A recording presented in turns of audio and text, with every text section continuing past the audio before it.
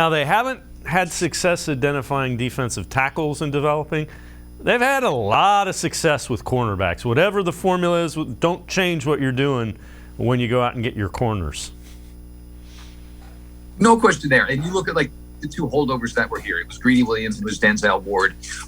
Greedy Williams, it's just always been a tough spot. With the injury Greedy Williams has, he's going to be a guy, however long his NFL career goes on, he's going to be a guy who gets one-year contracts. Because, basically what he has is genetic. He can't stop it. He can't help it. He's going to get digged up. In the time missed, Greg Newsome flew past him on the depth chart. Martin Emerson flew past him on the depth chart. AJ Green is past him on the depth chart. These guys are all good. They're all active. The Browns have a dream scenario, in my opinion, right now. It's a cornerback position.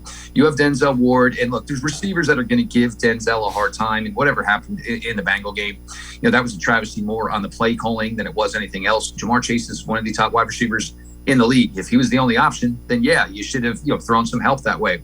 But Greg Newsome, as his play in the nickel and he's getting more comfortable there, you're starting to see a player who's actually grading out even level to where he was last year on the outside. So now that he's a more confident player, he's understanding the role on the inside, you're seeing his play have an uptick. Emerson is just that bigger, leaner, longer guy, feisty, tackles a lot of PBUs. It's a great group to have, and there'll be matchups, a lot of matchups in the coming years with the Bengals, big three. We'll see if the Ravens can ever figure out their wide receiver room. And obviously the Pittsburgh Steelers have a nice group there as well. One thing, that Joe Woods, it's always funny because whenever somebody wants to criticize somebody, they'll never talk about positives. You want to talk about positives, they put together one hell of a cornerback room in a league where, everybody's throwing the ball all over the field like it's just, like it's 7-on-7 for God's sakes.